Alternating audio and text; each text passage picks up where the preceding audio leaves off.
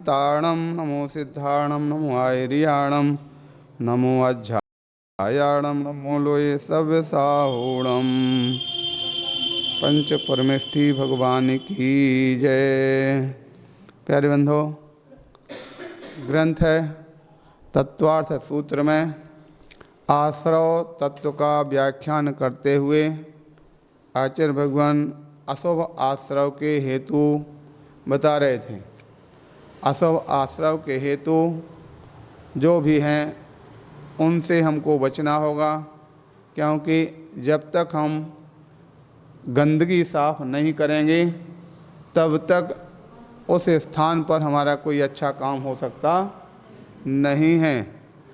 चाहे कहीं खेत हो, खेत में खरपतवार को अलग किया जाता है तभी फसल बोई जाती है। व्यक्ति के लिए पेट खराब अगर होता है तो सबसे पहले रेचक दवा दी जाती है, फिर शोधक दवा दी जाती है। रेचक का तात्पर्य है पहले पेट को सफाई करना, बाद में फिर उसको अच्छी तरह से उसका सुधार करने की दवा दी जाती है। चाहे अपने पेट के अलावा कंठ हो, हृदय हो, जब तक कफ इत्यादि पूर्ण रूप से साफ नहीं किया जाए तब तक उसके लिए दवाई देने से कोई लाभ नहीं होता है। जब तक आप जिस स्थान पर रुके हैं, जब तक वहाँ की गंदगी साफ नहीं करेंगे तब तक वहाँ पर कुछ भी अच्छा काम होने वाला नहीं है। किसी स्थान पर आप कितना भी गंदगी अगर पहले से दुर्गंध आ रही हो, वहाँ कितना भी आप सेंट डालेंगे कुछ समय के बाद समाप्त हो जाएगा और पुनः दुर्गंध आने लगेगी। इसलिए आचार्य भगवंतों ने यहाँ सबसे पहले अशुभ प्रक्रिया को निवारण करने की बात कही। हम अशुभ प्रक्रिया को रोकें, अशुभ आश्रव को रोकें, अशुभ भावनाओं को रोकें। जब अशुभ भावनाएं रुक जाएंगी, अशुभ आश्रव रुक जाएगा, अशुभ प्रक्रिया रुक जाएगी, उसके बाद फिर हम शुभ काम करेंगे तो अपने आप सब कुछ होने लगता है। बल्कि आचार्यों ने तो यहाँ तक कह दिया है कि हमें अच्छा करने की ज़रूरत नहीं है, बुरा करना छोड़ दो, अच्छा तो अपने आप हो जाएगा। इसीलिए आगे चल कर के जब 7वां अध्याय आएगा तो उसमें कह दिया, पंच पापों का नाम लेते हुए हिंसा नतस्ते अब्रह्म परग्रहभो व्रतिर्व्रतम, यानी 5 पापों से विरक्त होने का नाम ही व्रत है। 5 पाप जो त्याग कर देंगे तो व्रत तो अपने आप हो जाते हैं। इसलिए आचार्य भगवान है कहते हैं अशुभ का त्याग कर दो तो शुभ अपने आप ही हो जाता है। ऐसा कथन यहाँ पर किया गया था। कल अपने यहाँ पर नाम कर्म के आश्रव के हेतु पढ़े गए थे। कौन कौन से हैं? एक अशुभ नाम कर्म, दूसरा शुभ नाम कर्म। अशुभ नाम कर्म में क्या होता है? योगों की वक्रता और विसंवादन, इससे अशुभ नाम कर्म का आश्रय होता है। इसके विपरीत शुभ नाम कर्म का आश्रय होता है। शुभ नाम कर्म में यहाँ पर बता दिया था कि जो योगों की सरलता और अविसंवाद, इसके माध्यम से शुभ नाम कर्म का आश्रय होता है। और उसके पश्चात एक नाम कर्म का सबसे श्रेष्ठ, विश्व में सर्वोत्तम कौन सा? तीर्थंकर नाम कर्म। ठीक है। और तीर्थंकर नाम कर्म कैसे होता? 16 कर्ण भावना भाने से। उन 16 कर्ण भावना में कल यहाँ पर अपन ने 4-5 भावनाओं को लगभग देख लिया था। अब 5वीं 6वीं भावना का यहाँ पर बताते हैं। शील वित्त सुनति चारों यहाँ तक हो चुका था। आगे बताते हैं अभीक्षण ज्ञानोपयोग संवेगौ, ये 2 भावनाओं को यहाँ पर एक साथ में बताया जा रहा। अभीक्षण ज्ञानोपयोग अर्थात निरंतर अपने मन को ज्ञान में लगाना, अपने उपयोग को ज्ञान में लगाना। ज्ञान की धारा में व्यक्ति जब चलने लगता है तो सारी बाह्य प्रक्रियाएं रुक जाती हैं और ज्ञान ही ज्ञान की धारा में व्यक्ति ऊपर की ओर उठते चले जाते हैं। इसलिए अभीक्षण ज्ञानोपयोग निरंतर ज्ञान, जैसा कि सुबह भी अपने शास्त्र में भी निकला था कि अपन को अपने भूत भविष्य को जानना है, तो कैसे जाना जाएगा? शास्त्र के द्वारा ही जाना जाता है। इहलोक परलोक की चर्चा वार्ता हम आगम के माध्यम से ही जानते हैं। इसलिए निरंतर ज्ञान का जो समुद्र है वह अथाह है। ज्ञान के समुद्र में आचार्य भगवंतों ने भव्य जीवों की पतवार उस समुद्र में डाल दी है। बोले आराम से और पतवार को खेते जाओ खेते जाओ खेते जाओ, वह इसमें कहीं कोई दिक्कत नहीं है। जब एक समय आएगा किनारा मिल जाएगा तो उसके बाद फिर आपको जहाँ जाना हो चले जाना। अभीक्षण ज्ञानोपयोग संवेगौ, और संवेग का तात्पर्य है, संवेग का अर्थ दो रूप में लिया जाता। धम्मो धम्म फलम में हर्षो भागवो होई संवेगो। धर्म और धर्म के फल में होने वाला हर्ष भाव, प्रसन्नता का भाव संवेग कहा जाता है। अथवा जो संसार शरीर भोगों से भय उत्पन्न होना, इसका नाम भी संवेग है। दोनों एक दूसरे के कहते पूरक भी कहे जा सकते हैं। ऐसा ये संवेग है। और उसके पश्चात आगे बताते शक्ति तस त्याग तपसी, शक्ति के अनुसार अपना त्याग करना, शक्ति से कम भी ना हो और शक्ति से अधिक भी ना हो। शक्ति से कम रख करेंगे तो उसका फल उतना नहीं मिल पाएगा, अधिक कर देंगे तो संक्लेश पर परिणाम हो सकते हैं। इसी प्रकार शक्ति तस तप भी है, जितनी शक्ति हो उतना तप करना चाहिए, अगर शक्ति नहीं है तो उतना तप नहीं करना चाहिए। और ये शक्ति हर जीव की अपनी अपनी अलग अलग अपने आधार पर होती है। वही व्यक्ति समान हैं, लेकिन एक व्यक्ति है वो 2-2 3-3 उपवास कर लेते हैं, कुछ नहीं बिगड़ता है, और दूसरा एक व्यक्ति एक ही उपवास भी नहीं करता है और उसमें भी उसके यानी उठना बैठना और चलना फिरना मुश्किल होने लगता है। इसलिए शक्ति तस त्याग तपसी। और उसके पश्चात आगे बताते हैं साधु समाधि। साधु समाधि का मतलब है साधु की साधना में आने वाली बाधाओं को दूर करने का नाम साधु समाधि होता है। साधु समाधि के संबंध में आप सबने सुन रखा हो, उदाहरण जो दिया जाता है, जिस प्रकार किसी के घर में आग लग जाती है, आग को बुझाने का प्रयत्न करते हैं, किंतु जब बुझती नज़र नहीं आती है, बुझती नहीं देखते हैं, तो अपनी उपयोगी वस्तु, बहु बेश कीमती वस्तु को लेकर के उसको जलता हुआ छोड़ करके निकल जाते हैं। उसी प्रकार से साधु समाधि, जो साधुजन हैं वह अपने अगर किसी प्रकार से उपसर्ग दुर्भिक्ष इत्यादि आने पर उसको दूर करने का प्रयत्न करते हैं, और जब देखते कि अब बचने वाले नहीं हैं तो अपना संयम रूपी संपत्ति को लेकर और शरीर को जलता हुआ छोड़ करके अपने स्वर्ग की ओर प्रयाण कर जाते हैं। इस प्रकार से यहाँ पर साधु समाधि।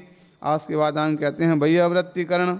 वैयावृत्ति जानते ही हैं, वैयावृत्ति। अच्छा, साधु समाधि में तो ये कहा गया था साधु की साधना में आने वाले विघ्नों को दूर करना, और वैयावृत्ति में रोगी बाल वृद्ध मुनियों की सेवा इत्यादि करना, उनकी साधना में साधक बनना।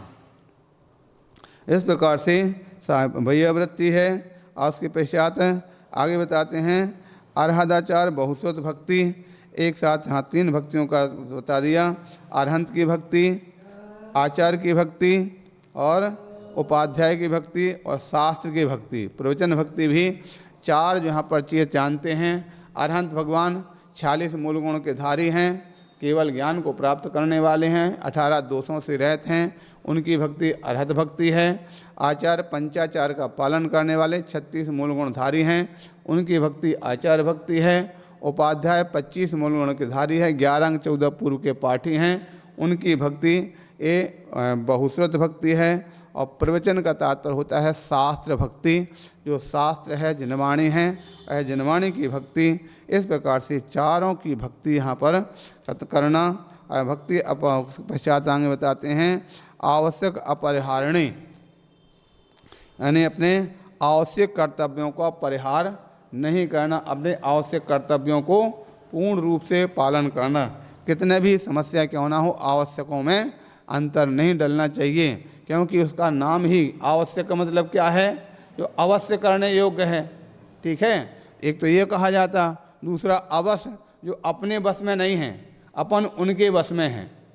आवश्यक के बस में अपन उनके बस में है, आवश्यक के बस में, आवश्यक अपने बस में नहीं है। इसलिए आवश्यक अपरिहार्य आवश्यक कर्तव्य जो हैं, कितने आवश्यक कर्तव्य होते हैं मुनि महाराज के?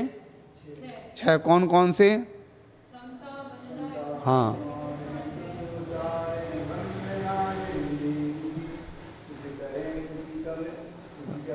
समता संहारें, तुति उचारें, बंधना जिन देव को, नित्य करें श्रुतिरति कर तजें, करें नित्य प्रतिक्रम तजें तन अहमेव को। इस प्रकार से ये 6 आवश्यक हैं। समता संहारें, तुति उचारें, समता धारण करना, स्तुति करना, वंदना जिंद्र भगवान की वंदना करना, श्रुत रति स्वाध्याय करना, प्रतिक्रम यानी प्रतिक्रमण करना, और तन शरीर के प्रति ममत्व भाव को त्याग करना। इस प्रकार से 6 आवश्यक कर्तव्य होते हैं। इन 6 आवश्यक कर्तव्यों का पालन करते हुए और उसके पश्चात आगे बताते हैं मार्ग प्रभावना। मार्ग प्रभावना, कौन से मार्ग की प्रभावना करना है? मंदिर के मार्ग की, के तीर्थ क्षेत्र के मार्ग की? बोले नहीं, जिन मार्ग की, रत्नात्रय स्वरूप जो मोक्ष मार्ग है, मोक्ष मार्ग की प्रभावना जिस किसी प्रकार से हो सके मार्ग प्रभावना करना। और अंत में प्रवचन वत्सलत्व, प्रवचन वत्सल अर्थात धर्मी सो गो बच्छ प्रीत सम कर्जन धर्म दिपावे, जैसा आप पढ़ा करते हैं। ये प्रवचन वत्सलत्व है, साधर्मी जनों के प्रति गाय बछड़े की भांति निस्वार्थ भाव से स्नेह धारण करना। इस प्रकार से यहाँ पर ये कथन किया जाता है। तो है कौन सा? प्रवचन वत्सलत्व। इस प्रकार का ये कथन किया गया, जानना चाहिए।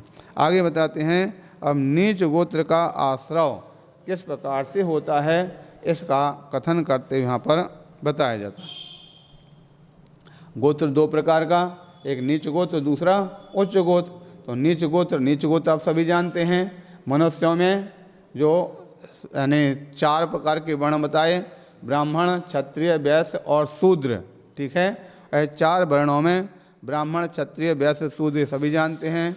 जो उच्चकल में ब्राह्मण आत्मनीति ब्रह्मचर्य आज भगवान आदिनाथ के समय चक्रवर्ती भरत ने ब्राह्मण वर्ण की स्थापना की थी।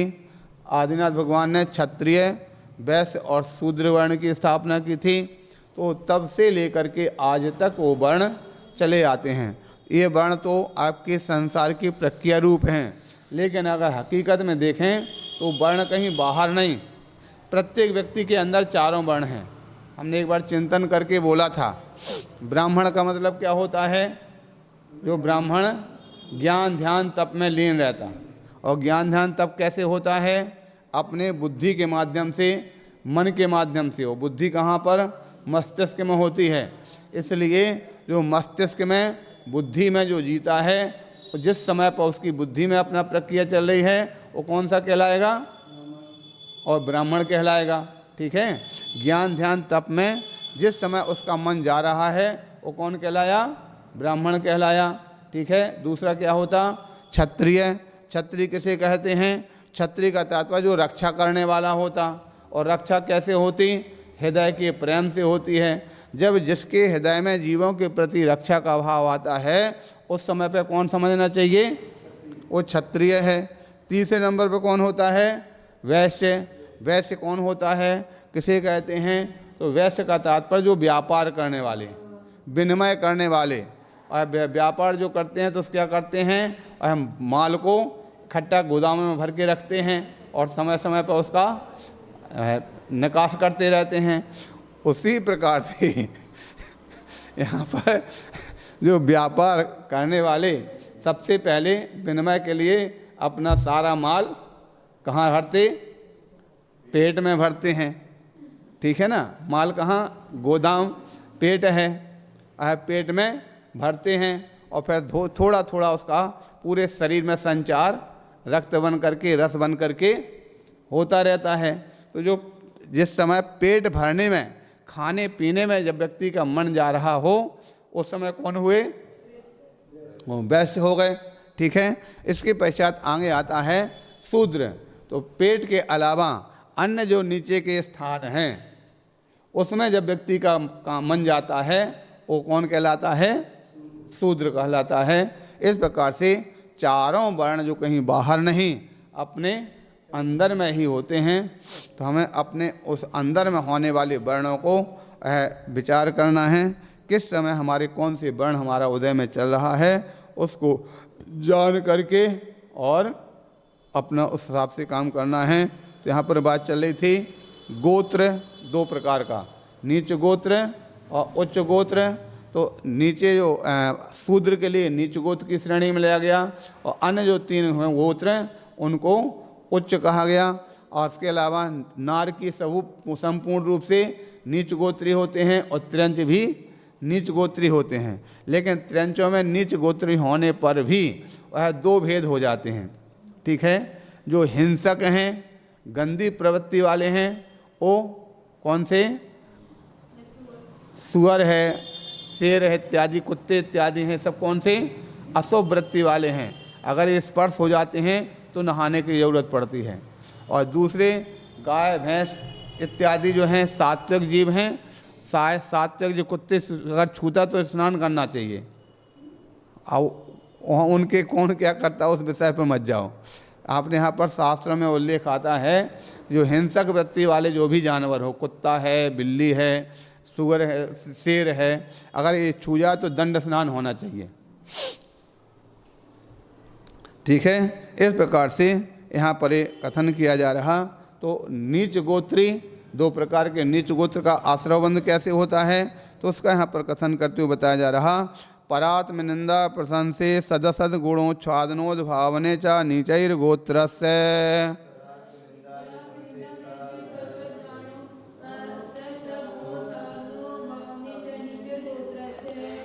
हाँ, कथन किया जा रहा परात्म निंदा प्रशंसे।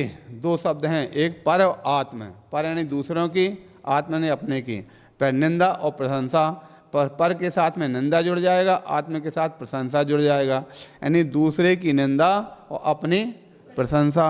ऐसा जो जीव करते हैं उनके लिए एवं सद असद गुणोच्छादनोद्भादने 2 प्रकार के गुण होते, एक सद्गुण असदगुण, एक आच्छादन और एक उद्भावन। सद्गुण का तो क्या करते हैं? दूसरों के सद्गुणों को तो ढांक देते हैं, आच्छादन करते हैं। अपने पास गुण नहीं है फिर भी उनको उद्घाटित करते हैं। ऐसा जो करने वाले हैं उनके लिए नीच गोत्र का आश्रय बंध हुआ करता है। इस प्रकार से ये जो हेतु बता दिए नीच गोत्र के हेतु को, इनसे बचना चाहिए। जबकि सारे संसार में ये जो हेतु जैसे बताए नीच गोत्र के आश्रय के हेतु सारी दुनिया के लोग करने में तत्पर रहते हैं। उसमें ही लोगों को आनंद आता है, क्योंकि मनुष्य गति में सबसे अधिक किसकी अधिकता होती? मान की। और ये मान करने वाले ही होते हैं। परात्म निंदा, प्रशंसा, दूसरों की निंदा और स्वयं की प्रशंसा करने में मान बढ़ाई होती है। इसलिए वह ऐसा करते हैं और दूसरों के गुणों को उठ रहा तो उसको दबाना है और अपने लिए ऊपर उठने की कोशिश करना। तो इस प्रकार से ऐसा करने वाले आज वो कितना भी कर लें लेकिन अगले भाव में नीच गोत्री बनते हैं। और देखा भी जाता है कई एक ऐसे हैं लोग कि जिन्होंने अपने जीवन में अन्य दूसरे प्रकार का तो अच्छा पुण्य किया, लेकिन एक परात्म निंदा प्रशंसा वाला काम किया, इसलिए नीच गोत्री हो गए। तो जाके कौन? बोले राष्ट्रपति बन गया, राष्ट्रपति। अब इसके पहले कौन सा राष्ट्रपति था? वो चमार था, कोविंद करके, क्या नाम था? तो नहीं, कोविंद करके था। तो वो राष्ट्रपति चमार था और ये वर्तमान में आदिवासी है। हाँ, द्रौपदी मुर्मू वो आदिवासी में है, द्रौपदी मुर्मू। हाँ, तो इस प्रकार से ये कथन किया जा रहा नीच गोत्र के आश्रव के हेतु यहाँ पर ये बता दिया। इनको यहाँ पर जानना कि हमारे द्वारा ऐसा कोई काम ना हो जिससे कि हमारे लिए नीच गोत्र की प्राप्ति हो। आज सभी के लिए अपना बहुत बड़ा सौभाग्य है कि उच्च गोत्र की प्राप्ति हुई। कहीं भी जाते हैं सारी दुनिया वाले सम्मान से वहाँ पर बैठाते हैं, कहीं किसी प्रकार का रोक टोक नहीं होता है।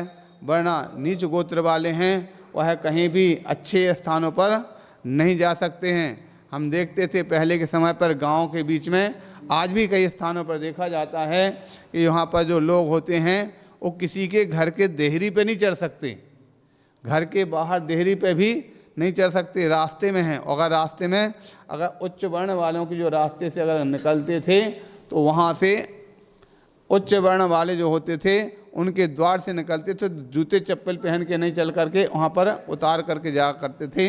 इस प्रकार से यहाँ पर जानना चाहिए। तो यहाँ समझ में आ गया नीच गोत्र के आश्रव के हेतु। आगे बताते हैं उच्च गोत्र के आश्रव के हेतु कौन से हैं। तो कहा जा रहा तद विपर्यो नीचर वृत्त्यनुच्छे को चोत्र से।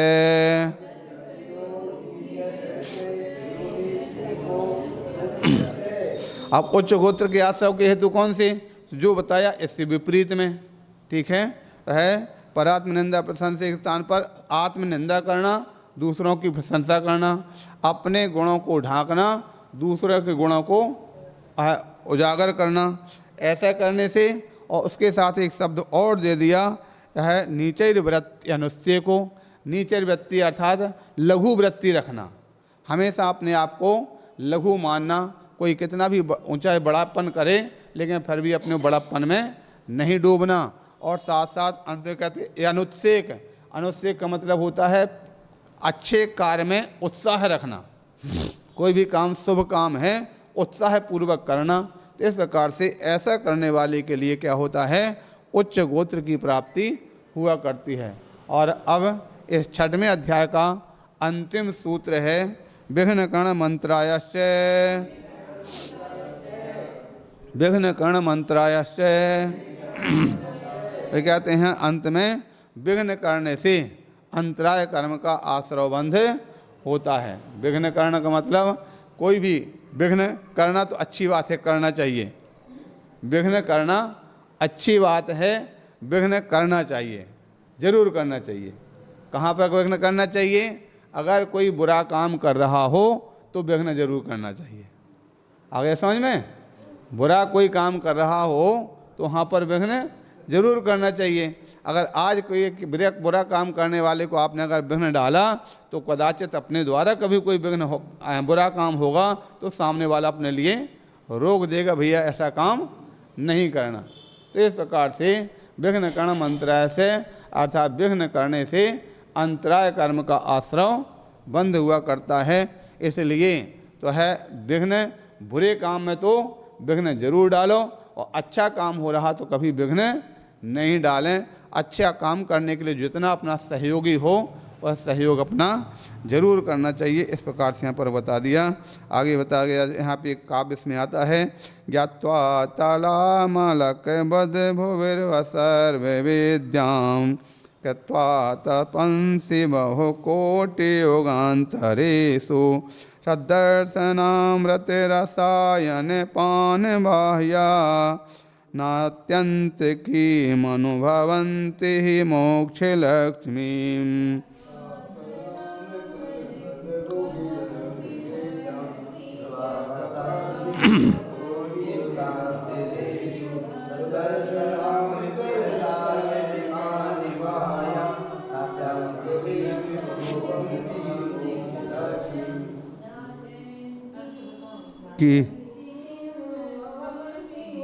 यहाँ कहते हैं पृथ्वी पर समस्त विद्याओं को हस्ततल पर रखे हुए आंवले के समान जानकर करोड़ों युगांतरों में तप की भी जो सम्यक दर्शन रूप अमृत तथा रसायन के पान से रहते हैं वे अविनाशी मोक्ष लक्ष्मी का अनुभव